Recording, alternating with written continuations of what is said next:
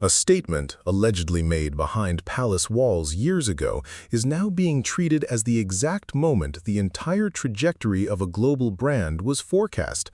5 words. That is all it took. And now, years later, the people who once dismissed it as private royal gossip are pulling up footage, red carpet appearances, and a very specific pattern of behavior that suggests the most unexpected person in the room saw everything coming before anyone else. When you look at the timeline, the consistency is almost unsettling. It is not about the weddings, the tiaras, or the exit interviews. It is about a specific observation regarding what happens when the cameras flash and the engines of a black SUV stop. There's a rhythm to it, a cycle that repeats itself with surgical precision, often right after a moment of intense public scrutiny.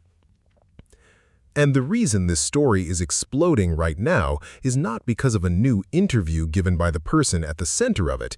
It is because of a book that sat on shelves, was dissected by critics, and then suddenly got pulled back into the spotlight by a specific passage read aloud during a broadcast.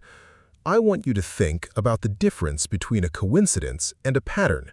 A coincidence happens once, maybe twice. A pattern happens so regularly that you can almost set your watch to it. And according to sources cited in a recent discussion, there is someone in the British royal family who identified this pattern almost immediately upon meeting the newest addition to the family. The claim is blunt. It is not diplomatic, it is not wrapped in the usual language of courtiers or press secretaries. It is a raw, unfiltered assessment reportedly shared with a friend. And if the accounts are accurate, it predicted not just a single event, but an entire philosophy of public relations.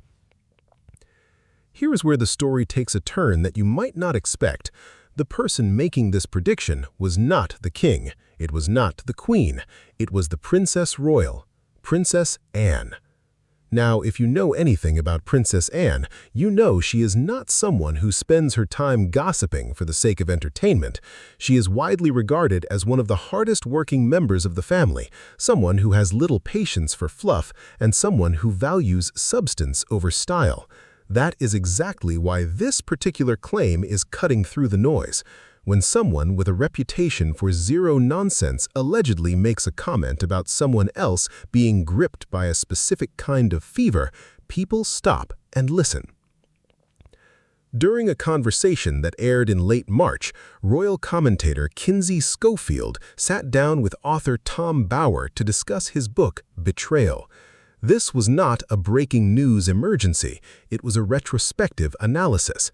But the moment Schofield opened the book and read a specific passage, the clip started circulating online at a velocity that stunned even the people who cover royal news for a living. The passage described a scene in London. According to Bower's account, Princess Anne had a conversation with a friend, and in that conversation, she delivered an assessment of Meghan Markle that was 5 words long. 5 words that implied a diagnosis of behavior, not a critique of character in the traditional sense. Gripped by red carpet fever. That is the phrase. That is the claim. And when you hear it, you immediately understand why it has become a lightning rod. It is not alleging a crime. It is not alleging a scandal in the traditional sense. It is alleging an addiction, a fever, a compulsion to be seen, to be photographed, to exist within the ecosystem of flashing bulbs and velvet ropes. Now, I need to be very clear here because the internet loves to twist things. This is not an official statement from Buckingham Palace. This is not a quote from a press briefing. This is a claim made by an author in a book, and that claim was repeated by a commentator on a broadcast. We are dealing with layers of reporting and recollection. According to reports and sources cited by Bower, this is what was said. It is not officially confirmed by Princess Anne herself. She has never stood on a podium and uttered these words in public. But the existence of the claim is enough to force a reevaluation of everything that happened afterward. Let's talk about the timing. When Princess Anne allegedly made this prediction, Meghan Markle was still new to the royal fold. She was attending engagements, learning the ropes, and being welcomed by crowds. The honeymoon period was in full swing, but Princess Anne reportedly looked past the waving and the handshakes and saw something else. She reportedly saw a desire for the spotlight that was different from a simple willingness to serve. It was a hunger. Kinsey, during the broadcast, elaborated on this. She noted that nothing seemed likely to deter Meghan from her search for the spotlight. That word, search, is critical. It implies an active pursuit. It implies that the spotlight is not something that accidentally falls on you, but something you go out and find. And this is where the pattern becomes almost impossible to ignore. The discussion with Bauer didn't just stop at the 5-word prediction. It connected that prediction to a sequence of events that played out over the years. Schofield specifically mentioned a moment where Meghan appeared on a Los Angeles red carpet shortly after a period of intense criticism. Now, think about the psychology of that timing. If you are facing negative headlines, if the public discourse is turning against you, the logical instinct for most people is to retreat, to seek privacy, to let the storm pass. But according to the analysis presented by Bauer and Schofield, the opposite happened. The negative attention came, and then the red carpet appearance followed. It was almost as if the negative attention created a vacuum, and the only way to fill that vacuum was controlled, curated, glamorous imagery. Bauer made another interesting observation during this conversation. He claimed that Meghan often disappeared after public embarrassment. That makes sense. That is what anyone would do. But then he added the second half of the cycle. He claimed she returned when she could look well-dressed and controlled. Read that again. She disappears when she cannot control the narrative, and she reappears when she can control the optics. That is not just a pattern, that is a strategy. Whether it is a conscious strategy or a subconscious reflex, the outcome is the same. The public sees absence, followed by a highly stylized presence. This brings us to the Invictus Games. Bauer did not hold back on this point either. He argued that Meghan dominated the Invictus Games through what he called her performance. Now, this is a delicate area because the Invictus Games are widely respected for their mission of supporting wounded veterans. The games themselves are not the issue, but the discussion centered on how the event was utilized as a stage. If you look at the footage from those events, Meghan is often front and center. The cameras follow her. The microphones are pointed in her direction. The fashion is documented. The speeches are clipped and shared. The question posed by critics is whether the focus remains on the athletes or shifts to the person standing beside them. Bauer's claim is that it shifted, and according to the passage read by Schofield, Princess Anne saw this coming from the very beginning. She reportedly understood that the structure of royal life, the hierarchy, the protocol, the expectation to share the spotlight with the institution would eventually clash with someone who was gripped by red carpet fever. Now, let's address the other side of this argument because fairness matters here. Supporters of Meghan Markle will tell you that the red carpet fever framing is deeply unfair. They will argue that celebrities use red carpets to promote causes, to draw attention to charities, and to engage with the public. They will say that Meghan's background as an actress naturally made her comfortable in front of cameras, and that comfort was an asset to the royal family, not a liability. They will also point out that Princess Anne's reported comment, if true, reflects a generational divide. The older generation of royals viewed the press as an adversary. The younger generation views media as a tool.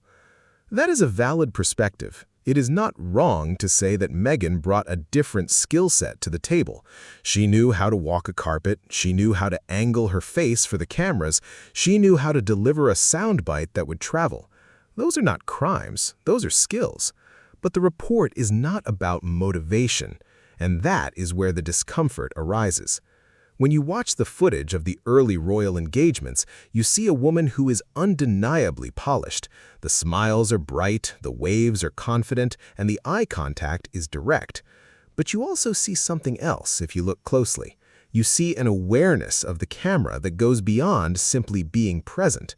You see an understanding of framing, of positioning, of how to ensure that the shot captures the best angle. Princess Anne allegedly saw that too, and according to Bauer's book, she was not impressed. She was concerned. The conversation between Schofield and Bauer took a particularly sharp turn when Schofield described Meghan as relentless and resilient. Those are not insults, those are qualities that most people would admire. But the context in which they were used suggested a double-edged sword. Being relentless in the pursuit of the spotlight means that no amount of negative press will cause you to retreat permanently. Being resilient means that you will bounce back from public embarrassment with a new photo op. And that is exactly what happens over and over again. Now, I want to bring in a detail that many people missed during the initial coverage of this story. Schofield mentioned that the Sussexes had no interest around them anymore. This was Bauer's assessment, and it is a brutal one. It suggests that the initial curiosity that surrounded Harry and Meghan after their departure from royal duties has faded. The novelty has worn off. The streaming deals, the podcasts, the tell-all interviews, they generated massive attention at first, but the attention has become harder to sustain. According to Bauer, Meghan's Netflix lifestyle pivot was their one hope. That is a fascinating framing. It positions the entire future of the Sussex brand on a lifestyle pivot, not on royal commentary, not on exposing palace secrets, on cooking, gardening, entertaining, and domestic bliss. But even within that pivot, the red carpet element remains. The launch events are glamorous, the premieres are star-studded, the imagery is carefully curated. And every time a new product is launched or a new episode drops, there she is, stepping out of a car, posing for the cameras, looking flawless. It's the cycle that Princess Anne accordingly identified years ago, the cycle of retreat, return, and reappear. Let's dig deeper into the phrase itself, gripped by red carpet fever. It's not a medical diagnosis, it's a cultural observation. It implies that the person is so consumed by the desire for red carpet moments that they cannot function without them. The word gripped suggests a loss of control. It suggests that the person is not choosing the spotlight is choosing them, or rather, the need for the spotlight is controlling them. That is a heavy accusation to make about anyone, let alone a member of the royal family. But it is allegedly coming from Princess Anne, who has spent her entire life in the public eye without ever appearing to enjoy the glamour of it. She is often photographed in practical clothing, dealing with horses, attending events in rural communities, and doing the unglamorous work that keeps the monarchy functioning. The contrast between Princess Anne and Meghan Markle could not be starker. One reportedly views the spotlight as a burden to be endured. The other reportedly views the spotlight as a prize to be pursued. That is the tension at the heart of this story. Now, let's talk about the reaction to this resurfaced claim. The clip of Schofield reading the passage from Betrayal has been shared widely. The comments sections are divided. On one side, you have people who are nodding along, saying, "Finally, someone said it." They point to the string of red carpet appearances, the magazine covers, and the curated social media presence as evidence that the prediction was accurate. On the other side, you have people who are calling the entire thing a hit job. They argue that Tom Bauer has a history of writing critical books about the Sussexes, and Kinsey Schofield is a host who has made her opinions clear. That is a fair point to raise. Tom Bauer is not a neutral observer. He has built a career on investigative biographies that often take a critical stance. Betrayal is not a flattering portrayal of the Sussexes. It is a book that was written to challenge their version of events. And Kinsey Schofield is a host who has made her opinions clear. So we have to approach this with a degree of skepticism. The claim is sourced to a friend of Princess Anne, as relayed by Bauer, as read by Schofield. That is a long chain of transmission. It is possible that the exact wording was different. It is possible that the context was different. It is possible that the entire conversation never happened. But here is the thing that makes this story stick. Even if the exact words were different, the sentiment aligns with a pattern of behavior that is visible to anyone who follows the news. The red carpet appearances are real. The magazine covers are real. The carefully managed public image is real. Whether or not Princess Anne actually said those 5 words, the observation behind them has been validated by the events that followed. That is why this story has legs. It is not just about what Princess Anne said. It is about whether what she reportedly said turned out to be true. Let's look at the timeline of recent events. The criticism comes in waves. There is a wave of negative press following a documentary or a book or an interview. Then there is a period of relative silence. Then there is a red carpet appearance or a high-profile event. Then the cycle repeats. Schofield pointed out that Meghan appeared on a Los Angeles red carpet soon after criticism. That is a specific example of the cycle in action. The criticism creates a need for positive imagery.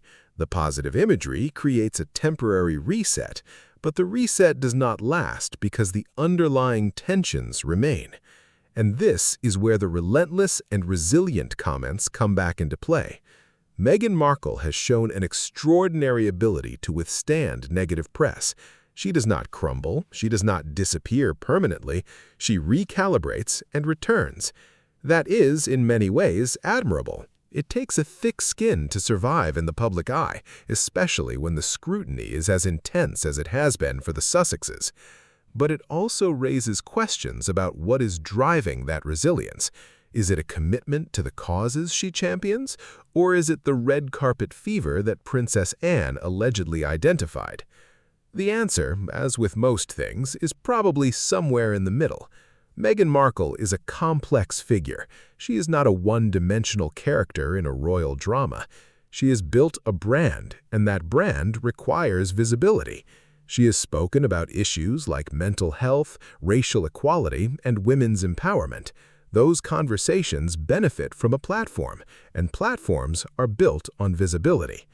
But the line between using visibility for a cause and being consumed by the need for visibility is a blurry one, and that is exactly the line that Princess Anne allegedly drew. Now, let's think about the broader implications of this story. The royal family is an institution built on continuity. It survives because it adapts slowly, carefully, and with a deep respect for tradition. Princess Meghan represented a break from that tradition. She was an American actress, a woman of color, a divorcee. She brought a different energy to the institution, and for a while that energy was seen as a breath of fresh air. But the institution is not built for individuals, it is built for the collective.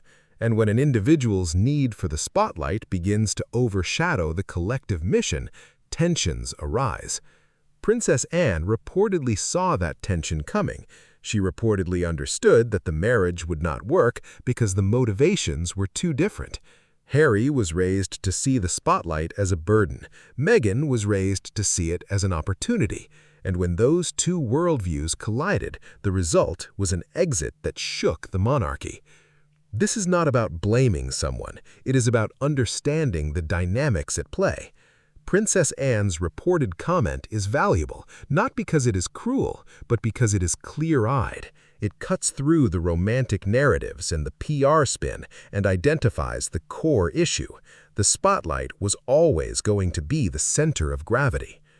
Let me take a step back here and give you some context that is often missing from these discussions. Princess Anne is not someone who seeks out the press. She is not someone who leaks stories to friendly journalists. She is not someone who plays the game of royal PR. She does her work, and she does it quietly. That is why her reported comment carries so much weight. If the comment had come from a known gossip or a courtier with a grudge, it would be easier to dismiss. But Princess Anne is different. She is seen as a straight shooter. She has famously told a would-be kidnapper not bloody likely when he demanded she get out of her car. That is the kind of person she is. She does not mince words. So when the claim is made that she said Meghan was gripped by red carpet fever, it lands differently. It sounds like the kind of blunt assessment that Princess Anne would actually make. It sounds authentic. Of course, authenticity is not the same as verification. We do not know if the conversation happened, we do not know if the words were exactly as reported, but the fact that they sound like something Princess Anne would say is itself a form of evidence, albeit circumstantial. Now, let's talk about the aftermath of this resurfaced story. The comment sections are full of people saying she was right. The clip is being used as proof that the royal family knew what they were dealing with from the start. And Meghan's supporters are pushing back, saying that the red carpet fever framing is sexist and dismissive. There is a legitimate conversation to be had here about how we talk about women in the public eye. Men who pursue the spotlight are often described as ambitious or driven. Women who do the same are often described as attention-seeking or vain. The red carpet fever framing could be seen as falling into that trap. But the counter-argument is that Princess Anne is a woman, and she reportedly made the comment about another woman. This is not a case of male critics tearing down a female public figure. It is a case of one woman allegedly observing another woman's behavior and drawing a conclusion. That does not make the comment beyond reproach, but it does complicate the narrative that this is simply a sexist attack. I want to bring in one more detail from the broadcast that has been underreported. Schofield noted that the Sussexes had no interest around them anymore. This is a stark claim. It suggests that the media ecosystem has moved on, not because of any moral judgment, but because the novelty has worn off. Think about the trajectory. The royal wedding was watched by millions. The Oprah interview was a global event. The Netflix documentary generated massive headlines. The book, Spare, broke sales records. But each of these moments was followed by a decline in sustained interest. Why? Because the pattern became predictable. The revelations started to feel repetitive. The grievances started to feel rehearsed. The red carpet appearances started to feel like a strategy rather than a genuine expression of joy. And that is the danger of red carpet fever. It is not sustainable. The spotlight is a finite resource. There are only so many magazine covers, only so many red carpet slots, only so many hours in a news cycle. Eventually, the audience grows tired. Eventually, the interest fades. Bauer's claim that Meghan's Netflix lifestyle push was their one hope is revealing. It suggests that the core strategy has shifted from royal commentary to lifestyle branding. And that shift makes sense.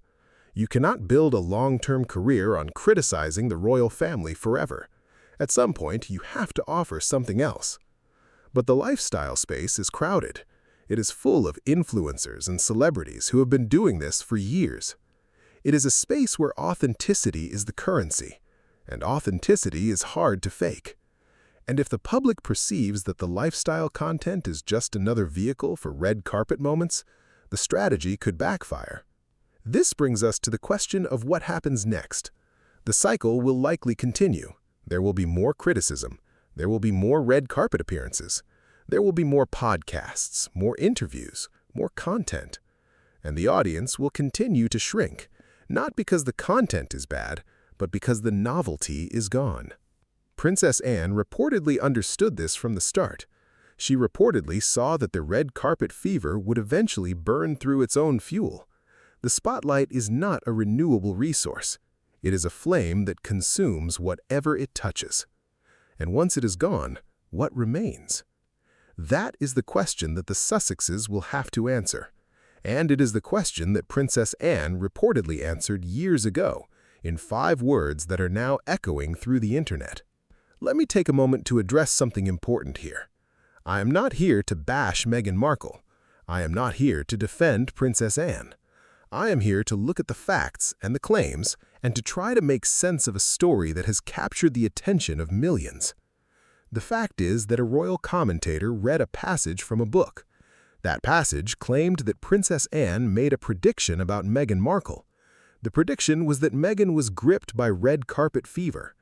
The comment was made privately to a friend and was never intended for public consumption. But the public has consumed it, and the public has opinions. The fact is also that Meghan Markle has attended many red carpet events. She has been photographed at premieres, galas, and award shows. She has used those platforms to promote causes and to build her brand. That is not a secret. It is visible to anyone who follows entertainment news. The question is whether the frequency of those appearances validates the reported prediction, and that is a question that each viewer will have to answer for themselves. For me, the most interesting part of this story is not the gotcha element. It is the human element. It is the idea that someone in the royal family looked at Meghan Markle and saw something that the rest of us were not ready to see. And that observation, whether it was kind or unkind, turned out to be remarkably prescient. The story also reminds us that the royal family is not a monolith. It is made up of individuals with different personalities, different priorities, and different ways of seeing the world. Prince Anne is not Prince Harry. Prince Harry is not Prince William, and Meghan Markle is not Kate Middleton. The tensions that arise within the family are the result of these differences, and the public's fascination with those tensions is not going away. So where does that leave us? We are left with a 5-word prediction, a pattern of behavior, and a debate about what it all means. We are left with a princess who reportedly saw the future, and a duchess who has spent years trying to define her own version of it. And we are left with the knowledge that the spotlight is both a gift and a curse. It can illuminate, it can also burn. The trick is to know when to step away. According to sources cited in the discussion, Princess Anne understood that trick instinctively. She has spent her life stepping away from the spotlight, doing the work, and letting the results speak for themselves. Meghan Markle, according to the same sources, has taken a different path. She has embraced the spotlight, courted it, and used it to build a new life outside the institution that first introduced her to it. Neither path is inherently right or wrong, but they are fundamentally incompatible, and that incompatibility is at the heart of this story. Before we wrap up, I want to leave you with one final thought. The next time you see a flurry of negative headlines followed by a glossy magazine cover or a red carpet appearance, remember the 5 words that are reportedly behind the headlines, and ask yourself, is this a coincidence, or is this the cycle that Princess Anne saw coming all along? The answer might be uncomfortable, but it is worth thinking about. Thank you for watching. If you found this breakdown useful, make sure to like, subscribe, and hit the notification bell so you don't miss the next deep dive into the stories that are shaping the conversation. And if you have thoughts on this one, drop them in the comments below. I read as many as I can, and I am always curious to know where you stand.